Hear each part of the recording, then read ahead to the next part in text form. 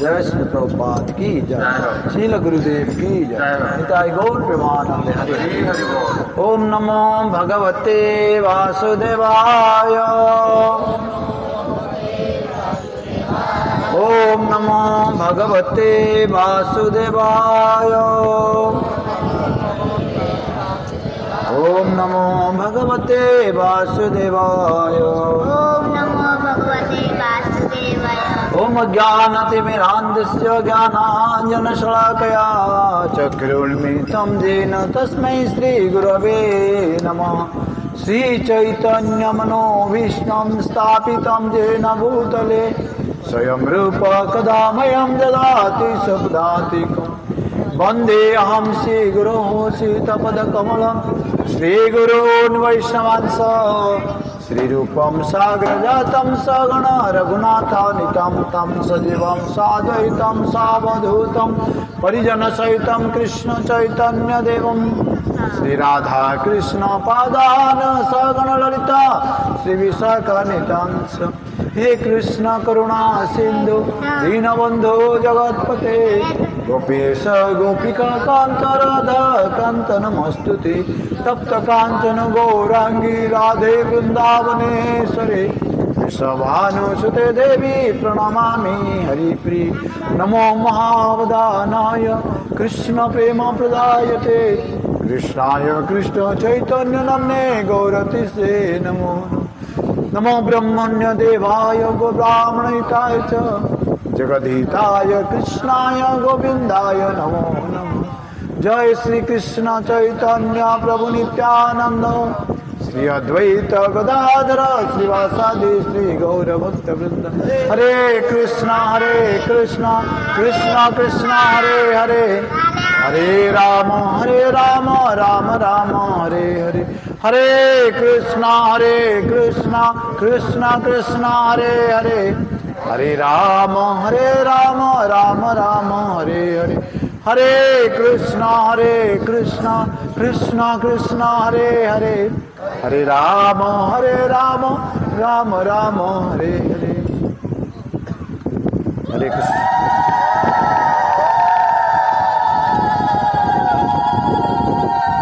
हरे कृष्ण। आज भागवत क्लास को समस्त को स्वागत एवं समस्त को मोर हार्दिक दंड प्रणाम। जेहेतु आम प्रकृत अधम अयोग्य तथापि भगवान कार्य तुलवाई आम बाध्य हो आज आसन रे बसचु जदिओ आमर यही योग्यता ना तेणु आपण मानकर समस्त कृपा ही निहाती आवश्यक। हरे कृष्ण।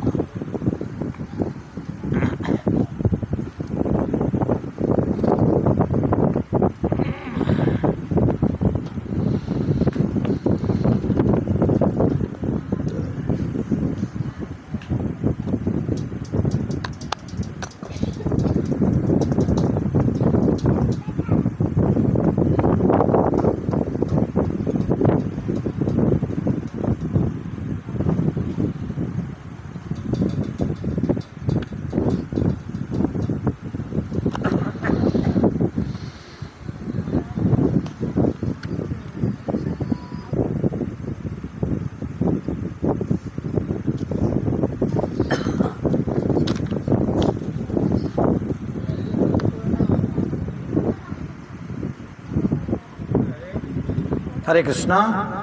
श्रीमद् भागवतम सांगर कहिबे दशम स्कंद नवम अध्याय श्लोक नंबर 1 और 2 हम पाठ करछंती। एकदा गृहदासीषु जशोदानंद गेहिनी कर्मांतर नियुक्तासु निर्ममंथ स्वयं ददे जानी जानी गीतानि तच्च तत् अचल चरितानि च दधि निर्मंथने काले स्मरति तानि अगायत। श्री शुक उवाच एकदा गृहदासीषु जशोदानंद गेहिनी कर्मांतर नियुक्तासु निर्ममंथ स्वयं दधि जानी जानी गीतानि तत्बालचरितानि च दधि निर्मन्थने काले स्मरन्ति तानि अगायत्। श्रीशुक उवाच एकदा गृहदासीषु जशोदानन्दगेहिने कर्मान्तरनियुक्तासु निर्ममन्थ स्वयं दधि। जानि जानि ह गीतानि तत्बालचरितानि च दधि निर्मन्थने काले स्मरन्ति तानि अगायत्। शब्दानुवाद सांगरे कहिबे। श्री शुक उवाच श्री शुकदेव गोस्वामी कहिले एकदा दिने गृहदासीषु जेतेबेले गृहर दासी माने अन्य कार्य व्यस्त थिले यशोदा माँ यशोदा नंदगेहिनी नंद महाराजंक महिषी कर्मांतर गृहर अन्यान्य कार्य नियुक्तासु नियुक्त होई निर्ममंथ मंथन करुथिले स्वयं निजे दधि दही जानी एही सबु जानी एपरी इह एही संपर्क रे गीतानि गीत तत्बालचरितानि जोंथेरे तांकर शिशुर कार्यकलाप वर्णित होइछि। च एवं दधि निर्मंथने दधि मंथन करिबा समय रे काले सेई समय रे स्मरन्ति स्मरण करन्ति तानि सेई समस्त गीत अगायत गाउथिले। अनुवाद सांगरे कहिबे। शिला सुखदेव गोस्वामी कहिले दिने गृहर समस्त परिचारिका माने जेतेबेले अन्यान्य कार्य व्यस्त थिले सेतेबेले माँ यशोदा स्वयं दधि मंथन करुथिले। दधि मंथन करिबा समय रे से श्रीकृष्ण का बाल्य लीला स्मरण पूर्वक तांकर से समस्त कार्यकलाप वर्णना करी गान करुथिले।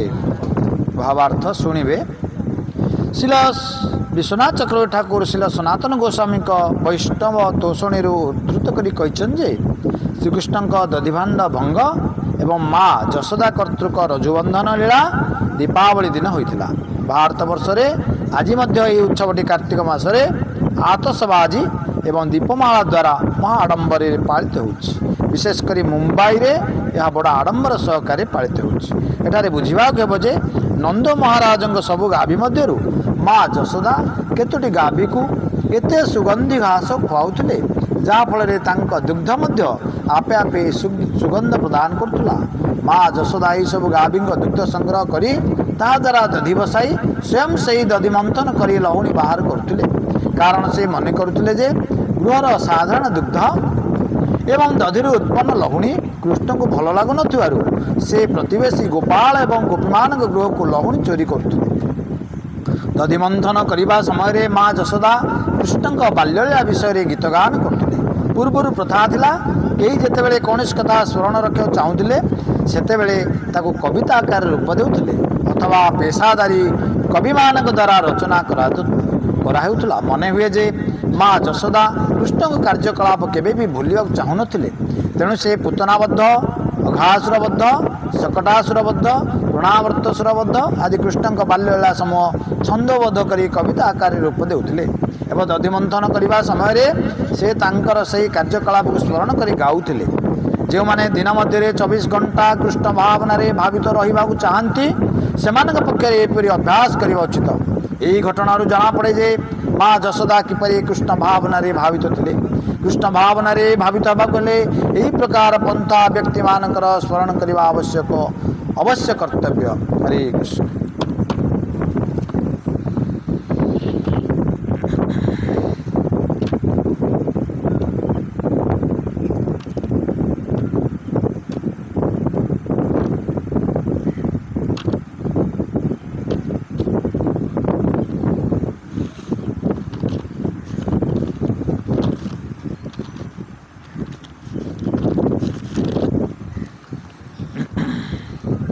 हरे कृष्ण।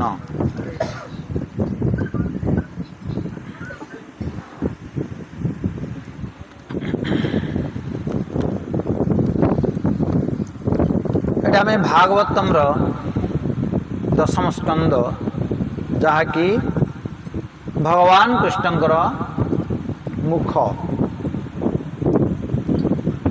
भगवान मुखटा अति सुंदर।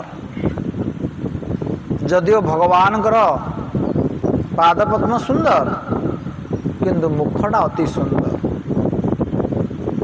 तेणु दशम अध्याय होची मुख। आ विशेष करी जेहेतु कार्तिक मास मास मानक भितरे पवित्र मास, आउ यही मास होची राधाराणींकर मास। तेणु राधाराणींकर प्रिय भगवान कृष्ण।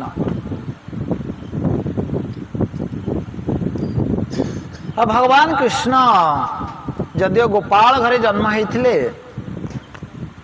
से प्रकृति में गोपाल पुओ नथिले। जमी आमर ना सब रही। अर्जुन पात्र अर्थ से पात्र घरे जन्म होती, किंतु भगवान कृष्ण क्या घर जन्म होते? जदिओ नंद यशोदा माता को आश्रय कर आसी अभिनय करने टाइटल गौड़ नथिला, कृष्ण गौड़ लिखाऊ कि केवल भगवान कृष्ण बोली कह। किंतु जेहेतु यही संसार को आसबार अच्छी लोक तो विश्वास करेनि, गोटे बापा माँ को आश्रय नहीं आसबार अच्छी। तेणु शुद्ध भक्त जे कि नंद आ यशोदा से आश्रय कर आसिले। तेणु कह जाए जन्म कर्म च में दिव्य। भगवान जन्म आ कर्म हूँ दिव्य। भगवान कृष्ण जदिओ नंद यशोदा पुत्र ता पूर्व कहले देवकी वसुदेव पुत्र, तो ये बहुत असुविधा आसला। किमी सब कथा तो मत भ्रांत हम आदि परीक्षा हम प्रश्न पचारे जीव कौटा उत्तर आम देवा, पिला भी डाउट्रे पड़ो। तेणु भगवान कहते जन्म कर्म च में दिव्य। मोर जन्म मोर कर्म जे तत्व जापर सी ये आउ जन्म हेनी, यहीटा तार हम शेष जन्म। तो भगवान जन्मटा किपरि कहीं बुझी पारती, बहुत कष्ट। तेणु भगवान कहते मते जेतेबेले देवकी आ वसुदेव हजार हजार वर्ष तपस्या कले मत मोहित करदे, आ मते तांकर पुत्र रूप में आसवा पड़ा। किंतु मु तांकर ए जो रक्त मांस शरीर रे रही मु जन्म हुए नहीं, कारण आमर शरीर रक्त हाड़ मांसर शरीर। आमर शिशु जो जन्म होची बा आमे जो जन्म होचंती मार गर्भरे 10 मास रहउचंती, एती मात्र गोटे जगार। ये बहुत कष्ट। से स्थानटा किपरि नरकरे रहिबा परि। କାରଣ ସେଠି ମାର ସେଠି ମଳ ଦ୍ୱାର ଅଛି ଆଉ ମୂତ୍ର ଦ୍ୱାର ଅଛି, ଯୋଉ ପାଖରେ ଶିଶୁଟା ରହୁଛି 10 ମାସ। ତ ଏହିପରି ଭାବରେ ଶିଶୁଟା ସେଇଠି 10 ମାସ ପର୍ଯ୍ୟନ୍ତ ରହୁଛି। କିନ୍ତୁ ଭଗବାନ କୃଷ୍ଣ ଏହିପରି ନଥିଲେ। ଆଉ ଭଗବାନ କୃଷ୍ଣ ଯେତେବେଳେ ଜନ୍ମଗ୍ରହଣ କଲେ ତାଙ୍କ ପାଖରେ କୋଉ ଧାଇ ବି ନଥିଲା, ଆଶା ଦିଦି ବି ନଥିଲେ, ଆଉ ସେ ରୁମରେ ବ୍ଲେଡ୍ ବି ନଥିଲା, ଚାକୁ ବି ନଥିଲା ନାହିଟା କାଟିବା ପାଇଁ। ଅର୍ଥାତ୍ ଭଗବାନ ଗୋଲକ ବୃନ୍ଦାବନରୁ ଯେତେବେଳେ ଆବଶ୍ୟକ ପଡ଼ିଲା ନିଜେ ଓହ୍ଲେଇଲେ। ତେବେ କହିବା ଆଉ ଦେବକୀ ତ ଗର୍ଭବତୀ ଥିଲେ, ଦେବକୀ ତ ପ୍ରସବ କରିଛନ୍ତି, ଏଇଟା କେମିତି? ଭଗବାନଙ୍କ ଇଚ୍ଛାରେ ସେ ଗର୍ଭବତୀ ଥିଲା ପରି ଅନୁଭବ କରୁଥିଲେ। ଭଗବାନ ଯେତେବେଳେ ଆସିବାକୁ ଇଚ୍ଛା କଲେ ଦେବକୀର ମନକୁ ପ୍ରବେଶ କଲେ, ବସୁଦେବଙ୍କର ମନରେ ପ୍ରବେଶ କଲେ ଭଗବାନ। ତାପରେ ହୃଦୟକୁ ଆସିଲେ, ତାଙ୍କ ହୃଦୟରୁ ତାପରେ ଦେବକୀର ହୃଦୟକୁ ଭଗବାନ ଚାଲିଗଲେ। ଆଉ ଯେତେବେଳେ ଦେବକୀଙ୍କର ହୃଦୟକୁ ଚାଲିଗଲେ ଭଗବାନ, ଦେବକୀ ଅତି ସୁନ୍ଦର ହେଇଗଲେ। ଆଉ ମଝିରେ ମଝିରେ କଂସ ଦେଖୁଥାଏ ଦେବକୀଙ୍କୁ, ଏତେ ବିଚିତ୍ର ରୂପ ମୁଁ କେବେ ଦେଖିନି, ଏତେ ସୁନ୍ଦରୀ। ନା, ଏ ଅଷ୍ଟମ ଗର୍ଭରେ ଭଗବାନ ଅଛନ୍ତି, ମତେ ମାରିବା ପାଇଁ ଆସିଛନ୍ତି, କିନ୍ତୁ ଏବେ ମାରିଲେ ମତେ ପାପ ଲାଗିବ। ଗର୍ଭବତୀ ସ୍ତ୍ରୀକୁ ମାରିବା ବହୁତ ପାପ, ତେଣୁ ଏବେ ମୁଁ ମାରିବିନି, ଶିଶୁ ଜନ୍ମ ହେଲେ ମାରିବି। ଅର୍ଥାତ ରୂପକୁ ଦେଖି ସେ ବିସ୍ମିତ ହେଇଯାଉଥିଲା ଦେବକୀ, କାରଣ ଭଗବାନ ଯେଉଁଠି ରହନ୍ତି ସେ ସୁନ୍ଦର ହେଇଯାଏ। ତାଙ୍କର ଧାମ ସୁନ୍ଦର, ତାଙ୍କର ନାମ ସୁନ୍ଦର, ତାଙ୍କର ଭକ୍ତି ସୁନ୍ଦର, ତାଙ୍କର ଭକ୍ତ ସୁନ୍ଦର, ସବୁ ତାଙ୍କର ସୁନ୍ଦର ଭଗବାନ। ତେବେ ଭଗବାନ କୃଷ୍ଣ ଏହିପରି 10 ମାସ ରହିବା ପରେ 9 ମାସ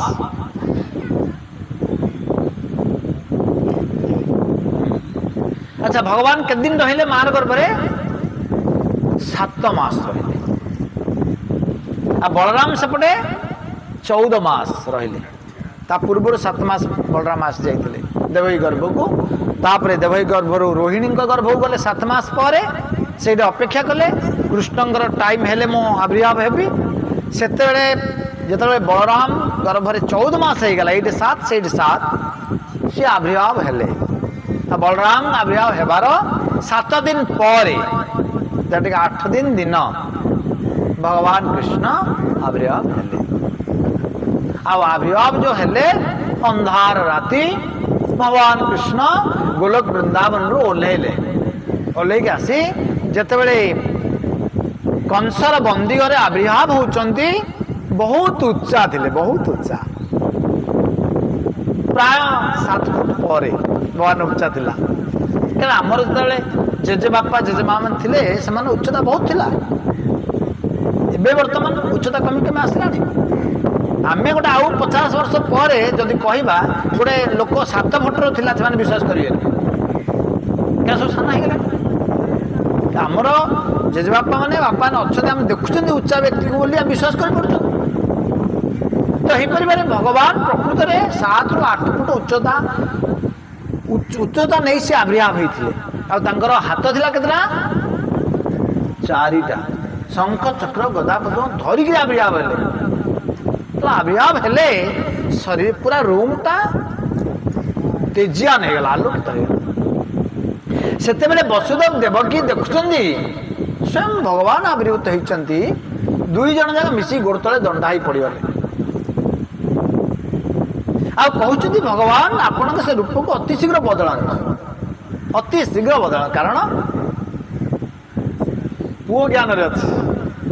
ଭଗବାନ ଯଦି ଆବିର୍ଭାବ ହେଇଛନ୍ତି, ମା ଚିନ୍ତା କରୁଛି ଏଇଟା ମୋ ପୁଅଟା, ମୋ ପୁଅଟା ଗର୍ଭରେ ଥିଲା, ବର୍ତ୍ତମାନ ନାହିଁ, ଆଉ ପଳେଇ ଆସିଛି। କାରଣ କଂସ 6ଟା ମୋର ପୁତ୍ରକୁ ମାରିଛି, ଆଉ ମୁଁ ସେଟା ଦେଖିବାକୁ ଚାହୁଁନି। ଅତି ଶୀଘ୍ର ଆପଣ ରୂପକୁ ବଦଳାଇ 2 ବେଶଧାରୀ ଶିଶୁ ହେଇଯାଆନ୍ତୁ। ଭଗବାନ କହିଲେ, ହସୁଛନ୍ତି ଭଗବାନ, ପୁରା ଆବିର୍ଭାବ ହେଲାଠୁ ହସୁଛନ୍ତି। कहते देवकी आ वसुदेव जदिओ मु आविर्भाव होती आपण लगी मु तो शिशु होकर आविर्भाव होती भगवान रूप में आसली कारण तुमको जनवाई तपस्या कर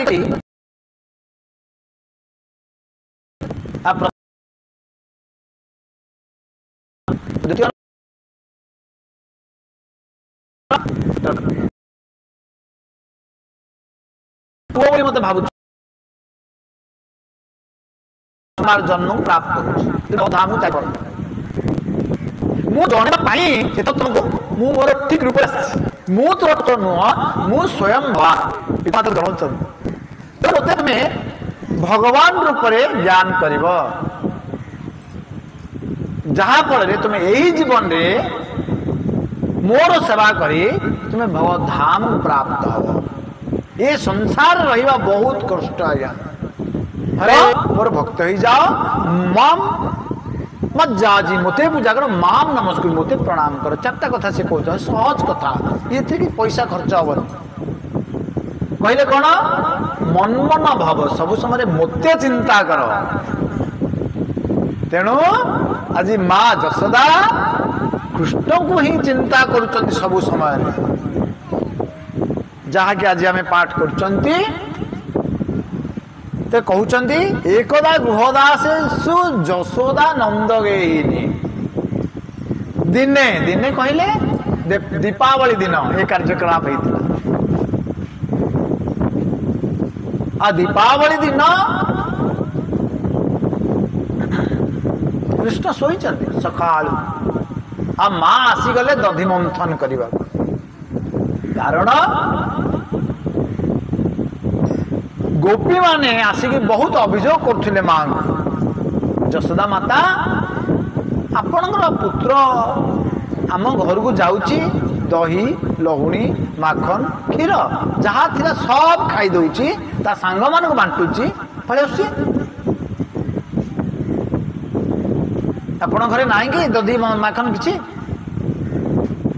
जशोदा माता विश्वास करते अरे मो घरे 9 लाख गाई का घरे 2 पट 3 पट गाई थी 9 लाख मो गाई अच्छी मो पिला को मु पेट भरी खाया दौची मो पिला कहीं का घर चोरेबा किंतु भगवान लीला करिबा पाई गोपी मान को कृपा करिबा पाई समस्त घर को जाती चोरेया पाई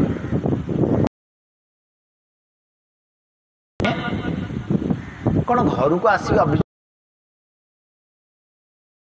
योजना गोपी मान अरे कृष्ण तो खाइला भल है जानू भावुं मो भाग्य थिला आज आसला कृष्ण मो घर खाइला ठीक अच्छे भल किंतु ए मौके आउ थे जशोदा घर को जीवा कृष्ण को थे दर्शन कर पलि आस तेणु अभियोग आड़ घर को जाती जशोदा माता कहती आपणकर लाला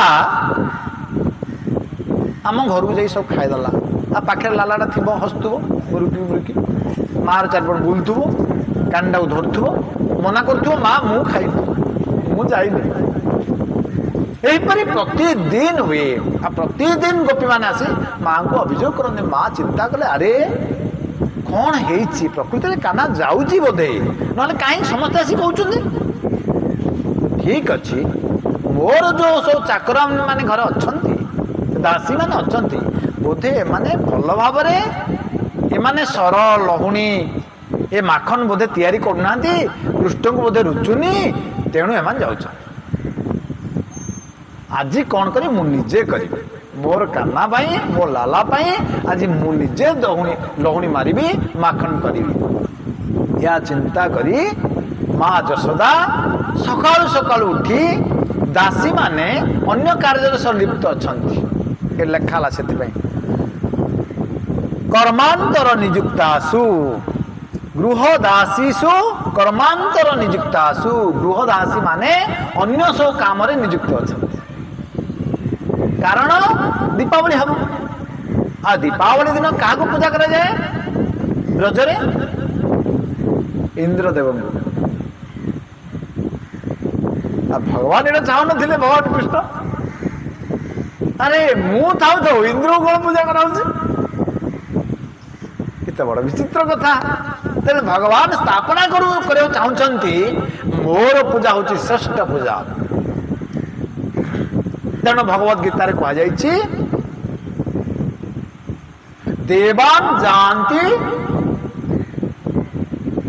ଦେବବ୍ରତା ପିତॄନ୍ ଯାଆନ୍ତି ପିତୃବ୍ରତା ଭୂତାନି ଯାଆନ୍ତି ଭୂତେଜ୍ୟା ମଜ୍ଜାଜିନ ଅପି ମାମ୍।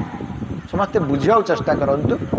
ଏ ସୁଯୋଗ ସବୁବେଳେ ଆସେନି, କମ୍ ସମୟରେ ଆସେ।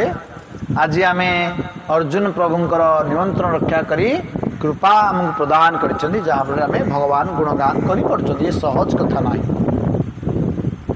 ତେଣୁ ଭଗବାନ ନିଜେ ଭଗବତ୍ ଗୀତାରେ କହୁଛନ୍ତି ଦେବାନ୍ ଯାଆନ୍ତି ଦେବବ୍ରତା। ଯେଉଁମାନେ ଦେବତା ପୂଜା କରନ୍ତି ମୃତ୍ୟୁ ପରେ ସେମାନେ ଦେବଲୋକ ଚାଲିଯାଆନ୍ତି। ଦେବଲୋକ କହିଲେ 33 କୋଟି ଦେବତା ଅଛନ୍ତି। ଯିଏ ଯୋଉ ଦେବତା ପୂଜା କରିବ ମୃତ୍ୟୁ ସେ ଦେବଲୋକ ଚାଲିଯିବ। ଭଲ ନା ନାଇଁ? ଦେବଲୋକ ଗଲେ ଦେବତା ହବା। ଆମେ କାହାକୁ ଇଚ୍ଛା ଅଛି ହାତରେ ଗেল ଦେବତା ହବାକୁ ଇଚ୍ଛା ଅଛି। ଏବେ ମନୁଷ୍ୟ କିନ୍ତୁ ମୃତ୍ୟୁ ପରେ ଯେ ଦେବତା ପୂଜା କରୁଛି ସେ ଦେବତା ହେଇଯିବ। କାହାର ଇଚ୍ଛା ଅଛି? ନାଇଁ, କାହାର ଇଚ୍ଛା ନାହିଁ ଦେବତା ହେବା ନାହିଁ। ଆଚ୍ଛା, ପିତୃନ୍ ଯାଆନ୍ତି ପିତୃବ୍ରତା। ଯେଉଁମାନେ ପିତୃଲୋକକୁ ପୂଜା କରନ୍ତି ଅତି ଆନନ୍ଦର ବଡ଼ା ଆନନ୍ଦର ଆଉ ଆଡ଼ମ୍ବର ସହକାରେ ସେ ମୃତ୍ୟୁ ପରେ ପିତୃଲୋକକୁ ଯିବେ। ଆଜ୍ଞା, ଆଉ ପିତୃଲୋକଟା କୋଉଠେ ଜାଣିଛନ୍ତି? ଜମାଳୟର ପାଖରେ, ଜମାଳୟର ଦକ୍ଷିଣ ଦିଗରେ ଅଛି, ତଳେ ପିତୃଲୋକଟା ଅଛି। ଜମାଳୟ କହିଲେ କ'ଣ ଜାଣିଛନ୍ତି ନା? ଚିତ୍କାର, ଦଣ୍ଡ ମିଳୁଥିବ ଦୋଷୀମାନଙ୍କୁ, ତାର ଚିତ୍କାର ଶୁଭୁଥିବ। ମେଡିକାଲ ଆମେ ଯାଇଛନ୍ତି, ମେଡିକାଲରେ ବେଶ ରହିବାକୁ ଇଚ୍ଛା ହେଉଛି, ଚିତ୍କାର ଶୁଭୁଛି, କାନ୍ଦ ବୋଆ ଶୁଭୁଛି, କାହାକୁ ନିଆ ହେଉଛି, କାହାକୁ ଅଣା ହେଉଛି, ଆଉ ସେଇ ଜାଗାରେ ଆମକୁ ରହିବାକୁ ଇଚ୍ଛା ହଉନି। ଠିକ୍ ସେଇପରି ପିତୃଲୋକଟା। ତେଣୁ ସେଇଠି ରହିବାକୁ ଇଚ୍ଛା ହବନି। ଆଉ ଆମର ଯୋଉ ପିତୃପୁରୁଷ ମାନେ ସେଇଠି ଅଛନ୍ତି ସେମାନେ ଭୟରେ ଅଛନ୍ତି, ବଡ଼ ଶଙ୍କିତ ଭାବରେ। ସେମାନେ ଚିନ୍ତା କରନ୍ତି ମୋ କୂଳରେ କେବଳ ଗୋଟେ, କେତେବେଳେ ଭଗବାନ ଇଚ୍ଛା କରିବେ ଗୋଟେ ବୈଷ୍ଣବ ପୁତ୍ର ସୃଷ୍ଟି ହବ। ଆଉ ବୈଷ୍ଣବ ପୁତ୍ର ସୃଷ୍ଟି ହେଲେ କ'ଣ ହବ? କୂଳ ପବିତ୍ର, ତାର କୂଳଟା ପୁରା ପବିତ୍ର ହେଇଯିବ। ଯାହାର ଗୋଟେ ବୈଷ୍ଣବ ପୁତ୍ର ସୃଷ୍ଟି ହବ, ପୁତ୍ର ବା ପୁତ୍ରୀ ଯେକୌଣସି ବ୍ୟକ୍ତି ଯେ ବୈଷ୍ଣବ ହେଇଗଲା, ବିଷ୍ଣୁ ଭକ୍ତ ହେଇଗଲା, କେବଳ ବିଷ୍ଣୁ ଭକ୍ତ, ଆଉ ତାଙ୍କର କୂଳଟା ପ୍ରଥମେ ପବିତ୍ର ହେଇଯିବ। ଆଉ କ'ଣ ହବ? ତାର ମାତାର ଗର୍ଭ ଦେବା, ଗର୍ଭଧାରଣ କରିବା ଧନ୍ୟ ହେଇଯିବ। ଆଉ ତାର ପିତୃପୁରୁଷ ଯୋଉ ଥିବେ ପିତୃଲୋକମାନେ ସେମାନେ ନୃତ୍ୟନ୍ତି ସ୍ୱର୍ଗେ, ଆଉ ନୃତ୍ୟ କରିବେ ସ୍ୱର୍ଗରେ ସମସ୍ତେ ଆନନ୍ଦରେ, ସବୁ ନୃତ୍ୟ ସ୍ୱର୍ଗକୁ ଚାଲିଯିବେ। ଗୋଟେ ଯଦି ବୈଷ୍ଣବ ପୁତ୍ର ସୃଷ୍ଟି ହଉଛି ତ ଇଏ ହଉଛି ବୈଷ୍ଣବ ପୁତ୍ର ହବାର ଫଳ, ଘରେ ବା କୂଳରେ।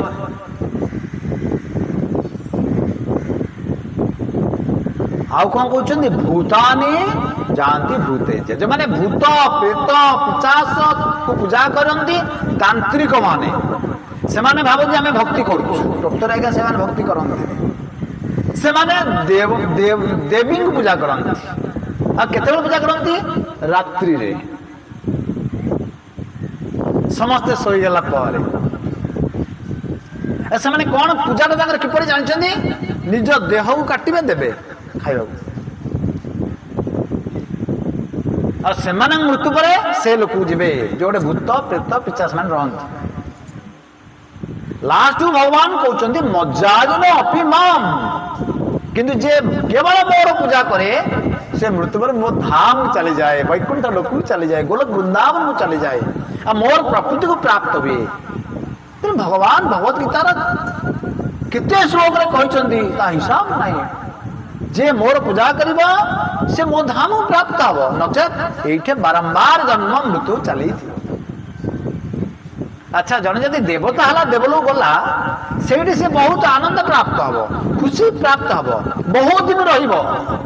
କିନ୍ତୁ ସେଠି ବିସ୍ତାପି ଅନୁଭବ କରିବ, ଆରେ ଏତେ ଦିନ ମୁଁ ରହିଲିଣି, ସବୁ ମୋ ପାଖରେ ଧନ ସମ୍ପତ୍ତି ସବୁ ରହିଛି, ସୁଖରେ ରହିଛି, କିନ୍ତୁ ଭକ୍ତି କରିପାରୁନି, ଭଗବାନଙ୍କୁ ଡାକି ପାରୁନି। ଦେଖନ୍ତୁ, ଯିଏ ବିରାଟ ବଡ଼ ଧନୀ ସେ ଭଗବାନ ଡାକିପାରିବନି। ତାର ହିସାବ କିତାବ ଯୋଡୁ ଯୋଡୁ ତାର ରାତି ଘଣ୍ଟେ ହେଇଯିବ। ସେ ଖାଇ ଶୋଇଲା 3ଟା, ଉଠିଲା ଆସିକି ଆଉଥରେ ଦିନ 10ଟା 11ଟା 12ଟା। ସେ ସୂର୍ଯ୍ୟ ଉଦୟ ମଧ୍ୟ ଦେଖିପାରୁନଥିବ। ତ ଏହିପରି ଭାବରେ ଦେବତା ମାନଙ୍କ ଚାଲିଚଳଣି ଦେବଲୋକରେ ଚାଲିଛି। ଆଉ ଦେବତା ମାନେ ବିସ୍ତାପ ହେଇକି ଶେଷରେ କହନ୍ତି, ହେ ଭଗବାନ ଆପଣ କୃପା କରି ଏ ପୃଥିବୀରେ ମତେ କେବଳ ଗୋଟେ ମନୁଷ୍ୟ ଗୋଟେ ଜନ୍ମ ଦିଅନ୍ତୁ। ମନୁଷ୍ୟ ଜନ୍ମ ଦେଲେ ଲାଭ କଣ ହବ? ମାତ୍ର ସିଏ 60 70 100 ବର୍ଷ ବଞ୍ଚି ଭଗବାନଙ୍କର ଭକ୍ତି କରି ସେ ଭଗବତ ଧାମ ପଳେଇବି। ଦେବତା ମାନେ ଏହିପରି ଭଗବାନ ଅନୁରୋଧ କରନ୍ତି, କିନ୍ତୁ ଭଗବାନ ହସନ୍ତି, ଆରେ ତୁ ମାଗୁଥିଲୁ ପୁରା ଦେବତା ହବୁ ବୋଲି, ତୁ ଦେବତା ପୂଜା କରୁଥିଲୁ, ଆଉ ଦେବତା ହେଉଛି କାହିଁକି ବିସ୍ତାପ ହେଉଛି?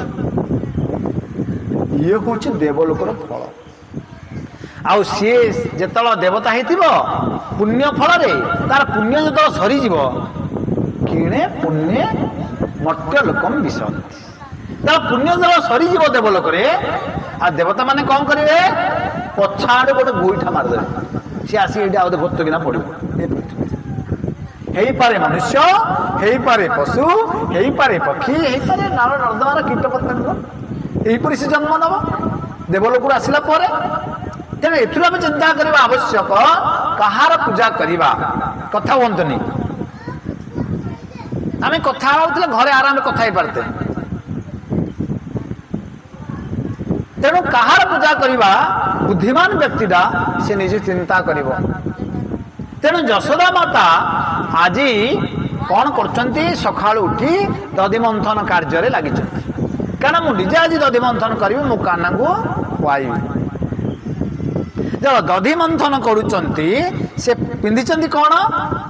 ହାତରେ କଙ୍କଣ ଅଛି, ସୁନାର କଙ୍କଣ, ଆଉ କର୍ଣ୍ଣରେ ଅଛି ସୁନାର କୁଣ୍ଡଳ।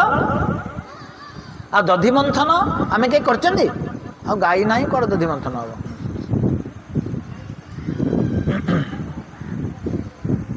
ଆଉ କ୍ଷୀର ଟିକେ ଆମେ ପାଇପାରୁଛନ୍ତି? ଭଲ କ୍ଷୀର ଟିକେ ନାଇଁ, ଓମଫେଡ କ୍ଷୀର, ମଇଁଷ କ୍ଷୀର, ଛେଳି କ୍ଷୀର, ଗାଈ କ୍ଷୀର ନାହିଁ। ଯଦି ଗାଈ ଅଛି, ଦେଶୀ ଗାଈ, ଇଞ୍ଜେକ୍ସନ ଦିଆ କ୍ଷୀର। ଆମେ ଏସବୁ ପ୍ରାପ୍ତ ହଉଛୁ, ଯାହାଫଳରେ ଆମେ ସବୁ ନିର୍ବଳିଆ ହେଇଗଲେଣି, ଆଉ ବଳ ନାହିଁ। କିନ୍ତୁ ଯଶୋଦା ମାତା ଦେଶୀ ଗାଈର କ୍ଷୀର ପିଉଥିଲେ, ଆଉ ତାଙ୍କର ଶରୀର ହୃଷ୍ଟପୃଷ୍ଟ ଥିଲା। ଆଉ ସକାଳୁ ଉଠି ସେ ଦଧି ମନ୍ଥନ କରୁଥିଲେ, ଏତେ ବଡ ତାଙ୍କର ଭାଣ୍ଡ ଥିଲା। ଆଉ ଦଧି ମନ୍ଥନ କରୁଥିଲା ସମୟରେ ତାଙ୍କର କଙ୍କଣର ଶବ୍ଦ ଆଉ କୁଣ୍ଡଳର ଶବ୍ଦ, ବାଜା ଆଉ କରତାଳ ଆମେ ଯେ ବଜାଉଥିଲେ ସେଇ ଶବ୍ଦ ହଉଥିଲା। ଆଉ ମାତା କଣ କରୁଥିଲେ? ଗୁଣଗାନ କରୁଥିଲେ କୃଷ୍ଣର। ପିଲାଦିନେ, ଏବେ ବର୍ତ୍ତମାନ 3 ବର୍ଷ ହେଇଛି କାହ୍ନାଙ୍କୁ, 3 ବର୍ଷ ପର୍ଯ୍ୟନ୍ତ ଯୋଉ ଲୀଳା କରିଥିଲେ ତାକୁ ସେ ଗୀତ ଆକାରରେ ଗାନ କରୁଛନ୍ତି ମାତା ଯଶୋଦା। କାରଣ ଭଗବାନ ସ୍ମରଣ କରିବା ପାଇଁ। କିନ୍ତୁ ସିଏ ଜାଣିନାହାନ୍ତି କାହ୍ନା ଭଗବାନ ବୋଲି, କିନ୍ତୁ ପୁଅର ଗୁଣଗାନ କରୁଛନ୍ତି। ତେଣୁ ଭଗବାନଙ୍କର ଆମେ କୌଣସି କଥାକୁ ମନେ ରଖିବା ପାଇଁ ହେଲେ ଗୀତ ଆକାରରେ ତାକୁ ଭଙ୍ଗାଯାଏ ମନେ ରଖିବା ପାଇଁ। ତେଣୁ ଯେତେବେଳେ ଆମର ଓଡ଼ିଆ ଭାଗବତ ସବୁ ଲେଖା ହେଇଛି, ତାକୁ ଗୀତ ଆକାରରେ ଲେଖା ହେଇଛି। କିନ୍ତୁ ଆମେ ଯୋଉ ସଂସ୍କୃତ ଭାଗବତ ଏବେ ଯୋଉ ପାଠ କଲେ, ଇଏ ଯଦିଓ ଗୀତ ଆକାରରେ ଲେଖା ହେଇଛି, ଆକୁ ମନେ ରଖିପାରିବାନି। ଏ ସଂସ୍କୃତ ଭାଗବତ ବହୁତ କଷ୍ଟ, କିନ୍ତୁ ଆକୁ ଆମେ ଯେତେବେଳେ ଅନୁବାଦ ଆକାରରେ ପଢୁଛନ୍ତି ବୁଝି ଯାଉଛନ୍ତି।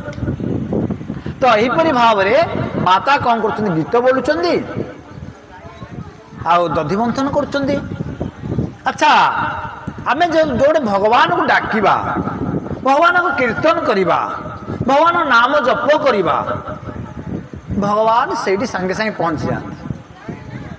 କିନ୍ତୁ ଆମକୁ ଜଣା ପଡେନି। ଦୟାକରି କଥା ହୁଅନ୍ତୁନି। କଥା ହେଲା ମାନେ, ଜଣେ କଥା ହେଲା ମାନେ ସେ କଥା ସମସ୍ତଙ୍କୁ ଆକ୍ରମଣ କରୁଛି। କଥା ହୁଅନ୍ତୁନି ଦୟାକରି। ହରେ କୃଷ୍ଣ।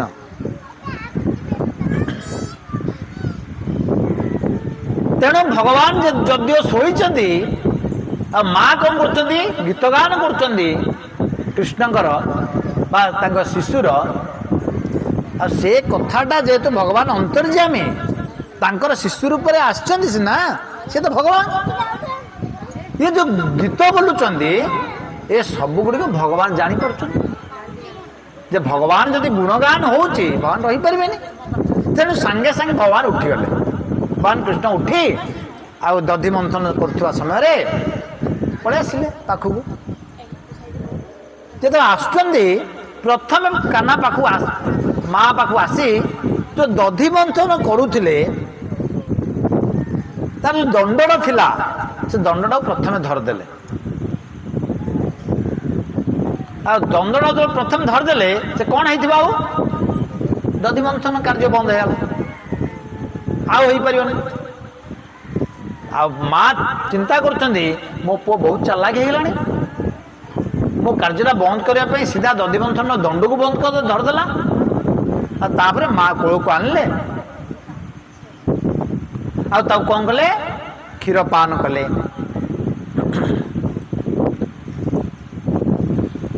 ଆଉ ପୁତ୍ର ଯେତେବେଳେ କ୍ଷୀର ପାନ କରୁଛନ୍ତି, ଦୁଗ୍ଧ ପାନ କରୁଛନ୍ତି, ମାତା ଆନନ୍ଦିତ ହେଉଛନ୍ତି। ଶିଶୁ ଆନନ୍ଦ ଆଉ ମାତା ବି ଆନନ୍ଦିତ। ଠିକ ଏହି ସମୟରେ ଭଗବାନ କୃଷ୍ଣଙ୍କର ପେଟ ଭରି ହେଇନି, ଆଉ ମାଙ୍କର ବି ଦୁଗ୍ଧ ଦେବାର ଅଭିଳାଷ ଶେଷ ହେଇନି ପୁତ୍ରଙ୍କୁ। ଆଉ ଭଗବାନ ହେଉଛନ୍ତି ବିଶ୍ୱବ୍ରହ୍ମାଣ୍ଡର, ତାଙ୍କର ଗର୍ଭଟା ବିଶ୍ୱବ୍ରହ୍ମାଣ୍ଡ ଭଳିଆ ଏତେ ବଡ଼, କିପରି ଭରି ହବ ପେଟ? ତ ଭରି ହବନି। ମା ଯେତେ କ୍ଷୀର ପିଆଉଥିଲେ ମଧ୍ୟ ମାଙ୍କର ସ୍ତନରୁ କ୍ଷୀର ସରେନି, କୃଷ୍ଣଙ୍କର ଗର୍ଭ ଭରି ହୁଏନି। ଇଏ ଭଗବାନ ବିଚିତ୍ର ଲୀଳା।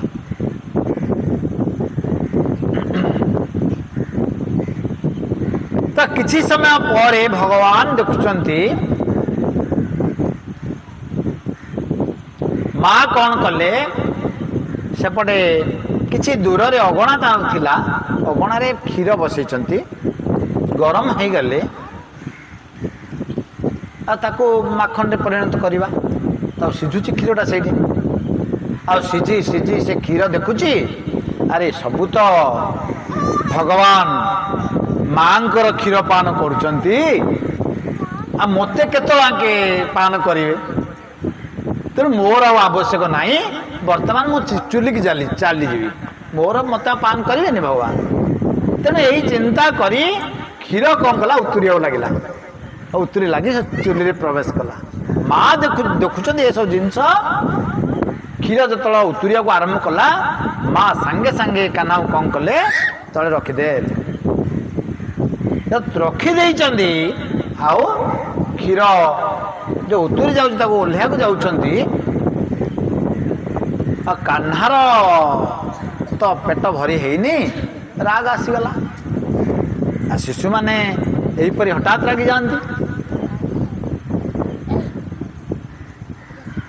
ଆଉ କାହ୍ନା ସାଙ୍ଗେ ସାଙ୍ଗେ ରାଗି କ'ଣ ଚିନ୍ତା କରୁଛି, ଆରେ ମାର କ୍ଷୀରଟା ବଡ଼ ହେଲା, ମୁଁ ସାନ ହେଇଗଲି ତା ପାଇଁ, ମୋତେ କ୍ଷୀର ପିଆଇଲାନି, ମୋ ପେଟ ଭରି ହେଇନି।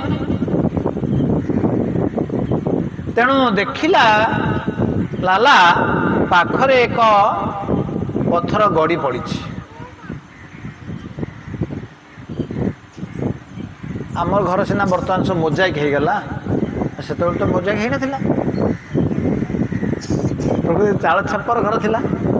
ଆଉ ନନ୍ଦରାଜାଙ୍କର ଭବନକୁ ଯାଇଛନ୍ତି କେବେ? ବୃନ୍ଦାବନର ଗୋକୁଳ କେତେଜଣ ହାତ ଦେଇଥିଲେ ଯାଇଛନ୍ତି ଗୋକୁଳକୁ? 84ଟା ଖମ୍ବ ଅଛି ଆଜ୍ଞା ତାଙ୍କ ଘରେ, 84ଟା ଖମ୍ବ। ତେଣୁ ତାର ନାଁ ହେଉଛି 84 ଖମ୍ବା। କେତେ ବଡ଼ ଗୃହ ହେଇନଥିବ ଚିନ୍ତା କରନ୍ତୁ ନନ୍ଦରାଜାଙ୍କର।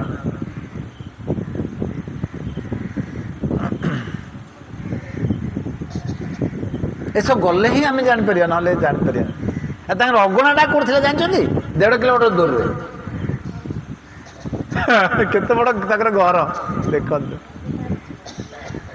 ତ ଏହିପରି ଭାବରେ କାହ୍ନା ଦେଖିଲେ ମା ଯେତେବେଳେ ଚାଲିଗଲା କ୍ଷୀର ଉତୁରିଛି ବୋଲି ଦେଖିବା ପାଇଁ, ଓହ୍ଲାଇବା ପାଇଁ, ଭଗବାନ କୃଷ୍ଣ ରାଗି ପାଖରେ ପଡ଼ିଥିବା ଏକ ପଥର ଗଡ଼ିକୁ, ଯେଉଁ ଦଧିଭାଣ୍ଡ ଥିଲା, ମା ଯାହାକୁ ଦଧି ମନ୍ଥନ କରୁଥିଲେ ଯେଉଁ ଭାଣ୍ଡକୁ, ସେ ଭାଣ୍ଡର ତଳକୁ ମାରିଦେଲେ। ସେ ଇଟା ଗୋଟା ବା ପଥର ଗୋଟାକୁ ତଳକୁ ଯେତେବେଳେ ମାରିଛନ୍ତି, ହାଣ୍ଡି ପୁରା କଣା ହେଇଗଲା। ସାଙ୍ଗେ ସାଙ୍ଗେ ଦହି ସବ ଖେଳିଗଲା ଘର ସାରା।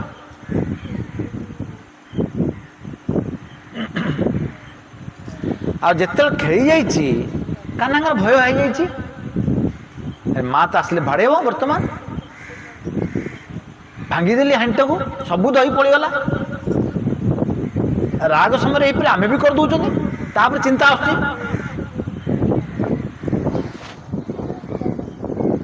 ଆଉ ଭୋକ ବି ହଉଛି କାହ୍ନାକୁ।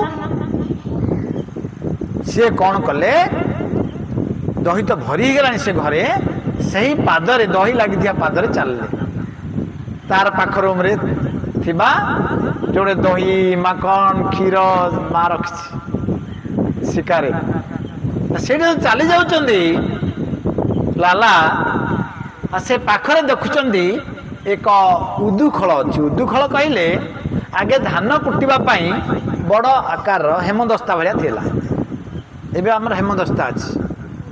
ସେ ଆଗେ ଧାନ କୁଟିବା ପାଇଁ ଥିଲା ସେହିପରି କାଠରେ ତିଆରି ଉଦୁଖଳ ବା ପଥରରେ ତିଆରି। ତାପରେ ଢିଙ୍କି ଆସିଲା। ଢିଙ୍କିକି 2 ଜଣ ଦରକାର, ଉଦୁଖଳକୁ ଜଣେ କୁଟିବ, ଧାନରୁ ଚାଉଳ ହେବ, ତାପରେ ଖିଆ ହେବ। ଆଉ ସେଇ ଚାଉଳଟା ପୁଷ୍ଟିକର। କିନ୍ତୁ ଏବେ ଆମେ ଯେଉଁ ମିଲ୍ରୁ ଚାଉଳ ଆଣୁଛନ୍ତି ତାର ସବୁ ଭିଟାମିନ୍ ପଳାଉଛି, ଯେଉଁ ନାଲି ଚୋପାଟା ଥାଉଛି ତାର ଧାନର ଚୋପାଟା ପରେ। ତ ଏହିପରି ଭାବରେ ସେ ଉଦୁଖଳଟା ଉଲ୍ଟା ହେଇକି ଥିଲା, ଉବୁଡ଼େଇ ହେଇକି। କାହ୍ନା କ'ଣ କଲେ, ସେ ଉଦୁଖଳ ଉପରେ ଚଢ଼ିଲେ।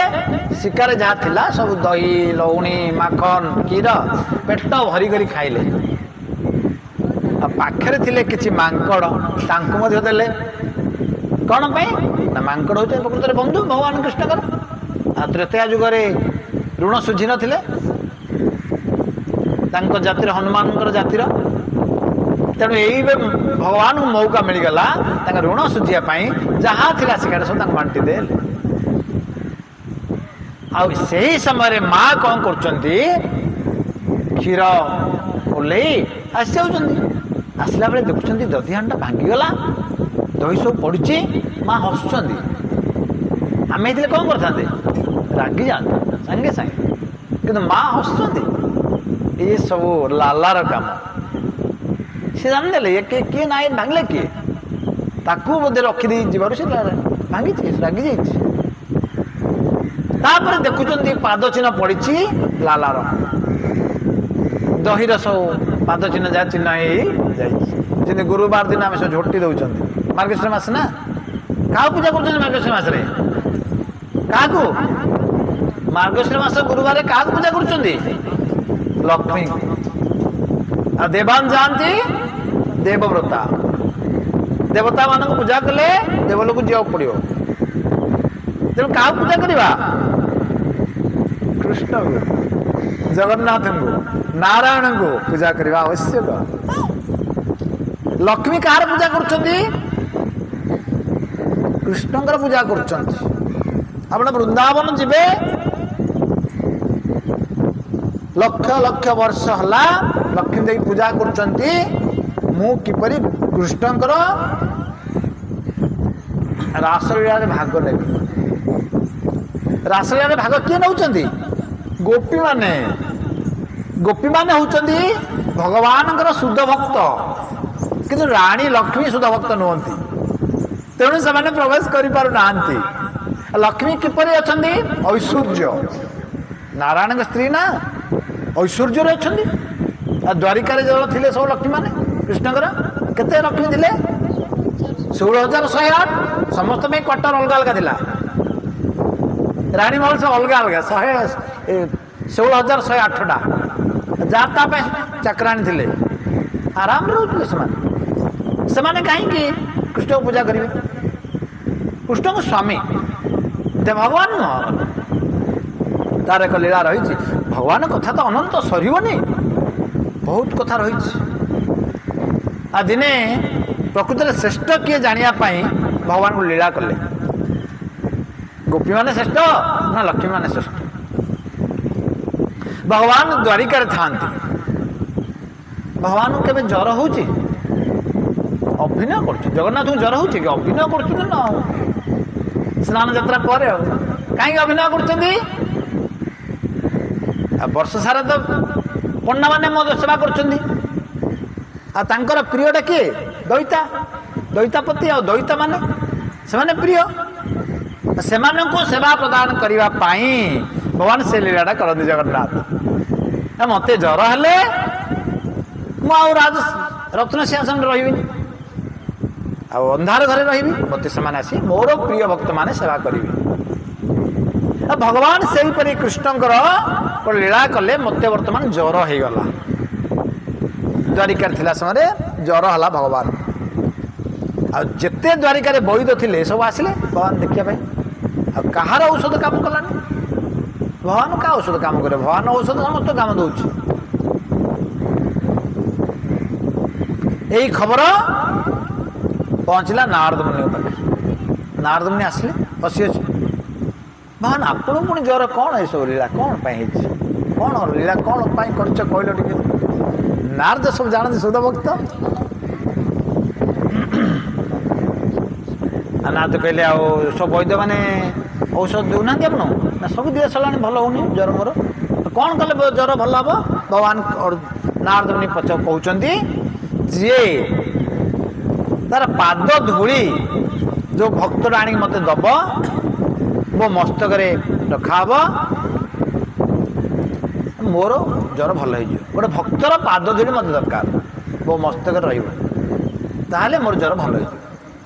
ନାରଦ ମୁନି କହିଲେ, ଏଇଟା ଗୋଟେ କଥା, ତମର ଏତେ ଭକ୍ତ ଅଛନ୍ତି, ପାଦ ଧୂଳି ଟିକେ ମିଳୁନି ଏତେ ଦିନ ହେଲାଣି, କାହିଁ ତୁମେ ଯାଅ ପାଦ ଧୂଳି ଆଣିବ ମୋ ଭକ୍ତଠୁ। ନାରଦ ମୁନି ଚାଲିଗଲେ। ଆଉ ପ୍ରଥମେ ଦ୍ୱାରିକା ଗଲେ। ଦ୍ୱାରିକାର ସବୁ ଯେଉଁ ରାଣୀମାନେ ଥିଲେ 16,108 ରାଣୀ। ପ୍ରଥମ ରାଣୀ କିଏ ତାଙ୍କର? ରୁକ୍ମିଣୀ। ରୁକ୍ମିଣୀ ପାଖକୁ ଗଲେ। ରୁକ୍ମିଣୀ କହୁଛନ୍ତି, ମହାରାଣୀ ଆପଣ ଟିକେ ପାଦ ଧୂଳି ଦରକାର, ଭଗବାନ କୃଷ୍ଣଙ୍କର ଜ୍ୱର ଭଲ ହେବ। ରୁକ୍ମିଣୀ କହୁଛନ୍ତି, ନାଇଁ ସେଇଟା କେବେ ହେବ ନାହିଁ, ଆପଣ ଯାହା କହିବେ ସବୁ ହେବ। ମୋର ସ୍ୱାମୀକୁ ମୁଁ କେମିତି ପାଦ ଧୂଳି ଦେଇପାରିବି? ମୁଁ ନରକୁ ଚାଲିଯିବି ନା ନାଇଁ?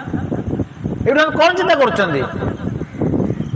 ବରଂ ମୋ ସ୍ୱାମୀଟା ନର୍କ ଯାଉ, ମୁଁ ନର୍କ ଯିବା ଆବଶ୍ୟକ। ତେଣୁ ତାପରେ ରାଣୀ ପାଖକୁ ଗଲେ ନାରଦ ମୁନି। ଏହିପରି ସବୁ ରାଣୀ ପାଖକୁ ଗଲେ, ସରିଗଲା, କେହି ପାଦ ଧୂଳି ଦେଲେନି। ଆଉ ଭଗବାନ ତଳୀଳା କରୁଛନ୍ତି। ନାରଦ ମୁନି ତାପରେ ଚାଲିଲେ କୋଉଠିକି? ବୃନ୍ଦାବନ। ସମସ୍ତେ ପ୍ରସାଦ ବ୍ୟବସ୍ଥା ହେଇଛି, ଆପଣ ଯଦି ପଳେଇବେ ପ୍ରସାଦ ସରିବ କେମିତି? ହରେ କୃଷ୍ଣ, ଆମେ ବନ୍ଦ କରିଦେବା ଆଉ 5 ମିନିଟ୍ରେ ହେଲା।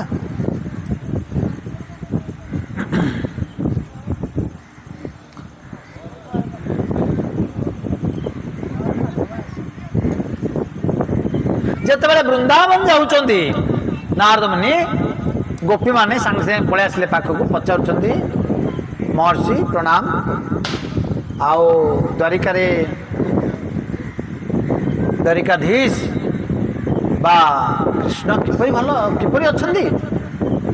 ନାରଦ ମୁନି କହୁଛନ୍ତି, ତାଙ୍କ କଥା ଆଉ କ'ଣ କହିବା, ମୁଁ ତ ସେଥିପାଇଁ ଆସିଛି। କାହ୍ନାକୁ ବହୁତ ଦିନ ହେଲା ଜ୍ୱର ଛାଡ଼ୁନି, ଦେହ ଖରାପ। ଆଉ ଗୋପୀମାନେ କହୁଛନ୍ତି, କ'ଣ ବୈଦ ନାହାନ୍ତି ଦ୍ୱାରିକାରେ? ବୈଦ ଦେଖୁନ ନା, ବୈଦମାନ କିଛି କାମ କରୁନି। ଆଉ କାହ୍ନା ବର୍ତ୍ତମାନ ମୋତେ ପଠେଇଛନ୍ତି, କେଉଁ ଭକ୍ତ ଯଦି କିଏ ଦୟା କରିକିରି ପାଦ ଧୂଳି ଟିକେ ଦେଇଦେବ, କାହ୍ନାର ମସ୍ତକରେ ରଖାହେବ, ତାର ଜ୍ୱର ଛାଡ଼ିଯିବ କାହ୍ନାର। ଗୋପୀମାନେ କହିଲେ, ଏଇଟା ଗୋଟେ କଥା, ପାଦ ଧୂଳି ତୁମେ କେତେ ନେବ, କ'ଣ ଆଣିଛ ନେବା ପାଇଁ? ସବୁ ଗୋପୀମାନଙ୍କ ପାଖରେ ପ୍ରଚାରିତ ହେଇଗଲା କଥା, କାହ୍ନାର ଜ୍ୱର ଭଲ ହେଉନି, ପାଦ ଧୂଳି ଦେଲେ ଜ୍ୱର ଭଲ ହେବ। ସବୁ ଗୋପୀ କହିଲେ, ଆରେ ଚାଲ, ମୋର ପାଦ ଧୂଳି ଦରକାର। ସିଏ କହିଲା, ମୋ ପାଦ ଧୂଳି ଦେବି। ସିଏ କହିଲା, ମୋର ପାଦ ଧୂଳି ଦେବି। ସବୁ ଗୋପୀମାନେ ଲାଇନ୍ ଲାଗିଲା ପାଦ ଧୂଳି ଦେବା ପାଇଁ। ଆଉ ସମସ୍ତେ ଯମୁନାକୁ ଚାଲିଗଲେ। ଆଉ ଯମୁନାରେ ସବୁ ଗୋଡ଼ ପାଣିରେ ବୁଡ଼େଇଲେ। ଚାଲାକି ନା ସେମାନେ।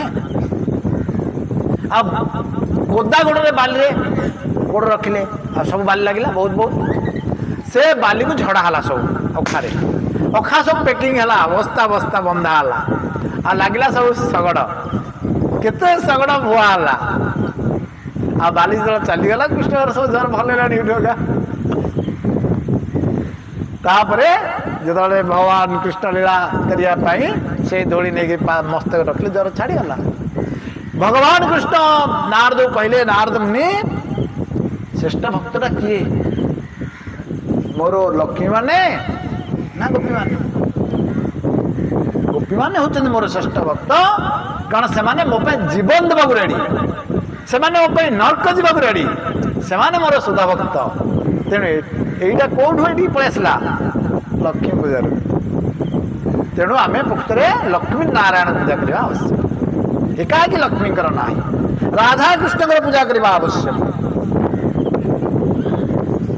ताहले हमर जीवनटा धन्य है आउ एठी भगवान कृष्ण जेते बेले आसिले आउ दधी भांड भंग करदेले दधी माखन सब खाइले तापरे माँ आसचंती देखुचंती ये तो सब खाइदेला खाइला तो खाइला मांकुड़ बांटिला तेणु माँ टे रागी गले गोटे बाड़ी धरले आज कान्हा को बाड़ेबी आज छाड़बार ना बाड़ी जो धरले कान्हा मुदुखड़ू सीधा लंब प्रदान कली 3 वर्षर बालक सीधा डेईकरी दौड़ले आउ ना पत्ता मिलूनी आ 3 वर्षर बालक जी दौड़ माँ दौड़ी पार राणी ना शरीर बहुत मोटा अच्छी आ से पछरे पछरे जो दौड़ कान्हा दौड़ी माँ धरी पारुना सका संध्या हो गला माँ चिंता कर आज बापा काटा तो धरवाटा धरवी जहाँ हो जाऊ से दिन दीपावली माँ घरे किसी सेवा करना सका आरंभ हो गला भगवान लीला जिते कहले मु ते आज संध्या हो गला मैं धरवी दृढ़ हो गला भगवान माँ जशोदा मन भगवान कहले माँ दृढ़ है झाड़नाल हो गला दौड़ी दौड़ी दिन सरला बर्तमान माँ को बर्तमान धरा देदेबा तापरे भगवान गति मंथर हो गला धीर गति हो गला माँ धरी पके धरी सारा कहते कान्हा तू तो खाइलु ठीक अच्छे सबू दही खाइलु दही मांकड़ पुणी कहीं देलु मांकड़ तोर बंधु कान्हा कह हाँ से मोर बंधु आ से तो बणे रोज तू जाऊन बणे रहू कान्हा कहला माँ बणू पलैबी माँ को आउ एक चिंता बढ़ला अरे ये अझट बालक दधी हांडी भांगिला माखन खाइला बोली गोड़ेली एबे एतिक समय कटला पुणी कौन बणू चलती देख छाड़े पड़ब ये संध्या है बर्तमान कौन करी कहले बर्तमान आपको बांधिकी रखी भगवान जब बांधी बोली माता चिंता कले भगवान कहते बांध असुविधा नहीं माता कौन कले जशोदा घर दासी मान हाथ में दौड़ी मागिले दौड़ी आण बांधा कान्हा गोटे दौड़ी कान्हा को तो बंधा हो ना गोटे दौड़ी जब बांधुंट कान्हा को से दौड़ीटा पाऊनी कान्हार अंटाटा बढ़ले एति हम 3 वर्ष बालक केते हम अंटा फिता बंधाई से दौड़ीटा पाइलानी लंबा दौड़ी आनी कम होगा 2 आंगुल दसी मान पठेले जाओ आउ गोटे दौड़ी आने गंठेवा आउ गोटे दौड़ी आना जॉइंट कले गंठेले पुणी बांधिले आउ दे 2 आंगुला निहंटा पुणी गोपी पठे जाओ आउ दौड़ी आण आमर दौड़ी अभाव ना नंदराजा दौड़ी भरी सब आण गोटे गोटे दौड़ी सबू सरीगला नंदराजा दौड़ी सबू जॉइंट कले बांधिला आसी सब 2 आंगुल निहट सब 2 आंगुल सब माता आश्चर्य होगले ये कौन हो मार तो मोर लालार तो अंटा जिमी अच्छी अंटा पिता तो अच्छी दौड़टा केमी पाऊनी माँ कहले आज बापा जहाँ गले तो बांधवाटा बांधि न बांधिक छाड़बी माँ जब पुणी दृढ़ हेले बांधापी कान्हा कहले मुझे बंधा हेबी तू तो दृढ़ हेलु न बांधिक मत छाड़ू कहूँ बांधि असुविधा कौन जिते भगवान इच्छा कले मु बांधी हेबी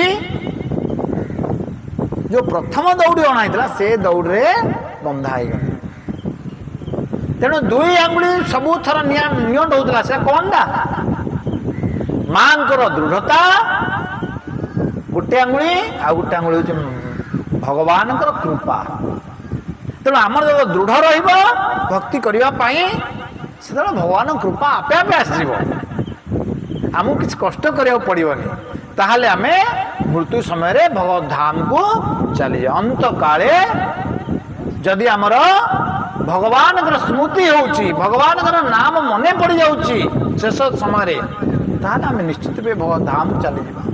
नचेत आम जीवनटा बेकार हो, मनुष्य जन्म पाइबार बेकार हो। किंतु भगवत धाम जीवाक हेले तार उपाय रही आज्ञा, मने मने आम जापर ना। भगवान निजे से उपाय तैयारी करछंती।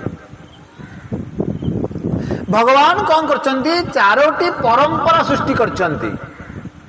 चारोटी परंपरा, वैष्णव परंपरा, जे चारोटी परंपरा रे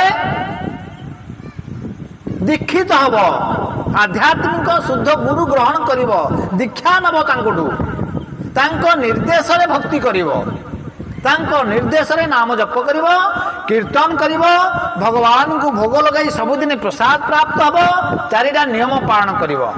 आमिष आहार निषेध, निशा सेवन निषेध, जुआ खेल निषेध, आउ अवैध जौन संग निषेध, चारटा निषेध हम। ये चारटा नियम पालन करी कड़ाकड़ी भाव से भगवान नाम जप कर गुरु निर्देश रे, आउ प्रतिदिन भोग लगाई भगवान प्रसाद ग्रहण कर।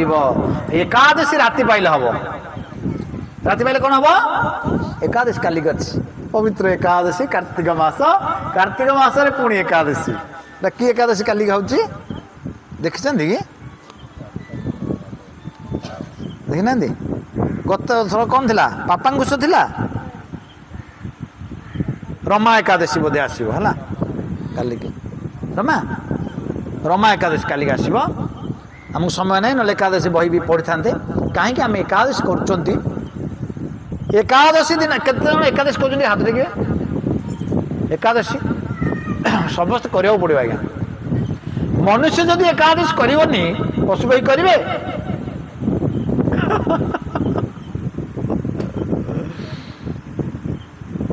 पवित्र एकादशी दिन जो माने अन्न मुठाटे ग्रहण करती, अन्न मुठाटे बेसी ना कंसा ना मुठाटे, चारिटा पापरे भागिब। पितृहत्या, मातृहत्या, भातृहत्या, गुरु हत्या।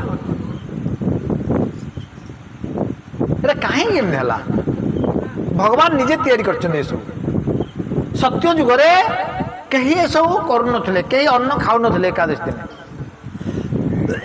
समस्ते एकादशी करते। तेणु पापी पापी माने स्थान मागिले भगवान को, भगवान आपण कहते आम सब अन्न कौटे रोनु, तेज आम कौन करूँ? भगवान स्थान देले, कहले तुम्हें एकादशी दिन अन्न रही जाओ। तेणु से सब पापी माने एकादशी दिन अन्न अच्छा। अन्न कहले अन्न, रुटी, सुजी, हलुआ, डालमा ये सब रहती।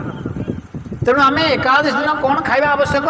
क्षीर जातीय द्रव्य, फल, मूल, ता सहित किछि संतुला आम करी खाई परिबा, नियम अनुसार जहाँ जहाँ कहुई। यहीपरि भाव में आम एकादशी पालन करने आवश्यक। जदि एकादशी करुँच, गुरु का निर्देश रे भजन कीर्तन करुँच, निश्चित रूपे यही जीवन पर आम भगवत धाम फेरिबा, नचेत अन्य उपाय नहीं, अन्य उपाय नहीं, अन्य उपाय नहीं। केवल हरिनाम, केवल हरिनाम, केवल हरिनाम। हरे कृष्णा कृष्णा कृष्णा हरे हरे, हरे राम राम राम हरे हरे। जय श्रीमद् भागवतम की जय, श्रील प्रभुपाद की जय, श्रील गुरुदेव की जय। हिताय गौर प्रेमानंद हरि हरि बोल। समस्त प्रसाद रही, आम प्रसाद पाई जा, डेरी है। हरे कृष्ण, क्षमा करेंगे बहुत समय हो जाए। हरे कृष्ण।